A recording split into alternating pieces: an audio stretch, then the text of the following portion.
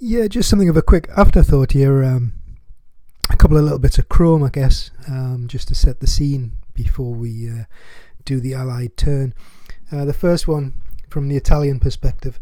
The Italians in this period of the campaign are essentially tied for their trace supply to the primary road, which you can see basically runs along the coast. Now, if you know OCS, you would know that you can essentially only really be 5 truck movement points from that,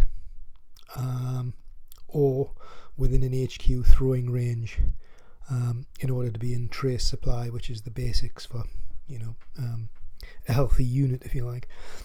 So that's one of the things which is probably quite critical in this stage of the campaign, because if they can be cut off from that with a low action rating, which is this number in the middle of the counter, they have very little chance to survive on attrition rolls, which units which are out of trace supply will be forced to roll for attrition. So that could be a key factor in the destruction of an Italian army in this campaign.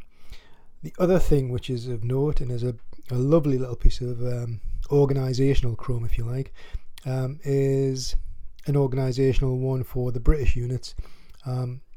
Brigade-sized units at this period in the war had their own artillery. So, for example, 16th Infantry Brigade, it's not on the counter, but essentially it also comprises an invisible counter, if you like, which is an artillery unit with a fire strength of 5 and I believe a range of 3, which is the intrinsic brigade artillery. There are exceptions to this, and I've actually pulled out 4th Indian here because 4th Indian at this point are one of the exceptions to it. So even though that looks like, again, a brigade counter, you can see underneath there, if I lift that off, it still has divisional artillery. So the brigades of 4th Indian actually don't have that intrinsic artillery. So that's just a nice little piece of Chrome, and it changes obviously as the British Army was, as most of the armies during the war, evolving to situations and learning the craft, I suppose. I guess the other one, which if you're not familiar with it, is these personality counters. So you have headquarters units, obviously, as we know in the game, but in this game we also have personalities, and they give an ability to react, almost like being in reserve, simply because they are characters, I guess.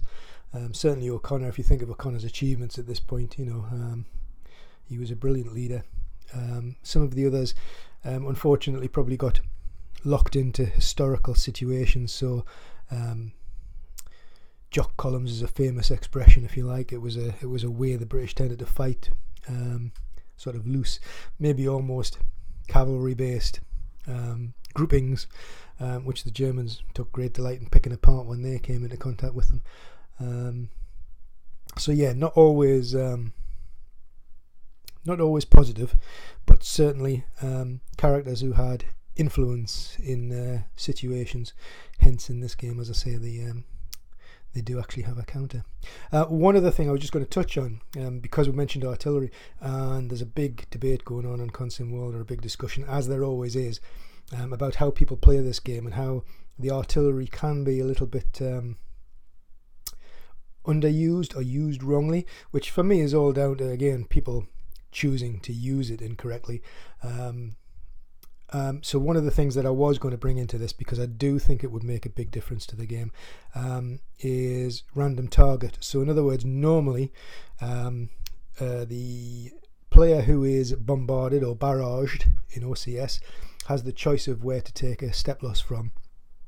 Going forward, I'm going to tend to play games, I think, where that target unit is drawn randomly, because it inevitably, you stack a 5 action rate in German unit with a 1 or a 2 action rate in Italian unit. Guess who's going to be the casualty of the artillery? It's too obvious, too simple. And if you can bring something in which just means that people can't rely on that always being the case, I think that's a better situation. So as I play through this, that's what I'll be doing. I also quite like, somebody was talking about not being able to use an artillery unit as a spotting unit for air, which again I think it's a good rule. The only thing I have against it very, very slightly, and it's very slight because I think I will adopt it still,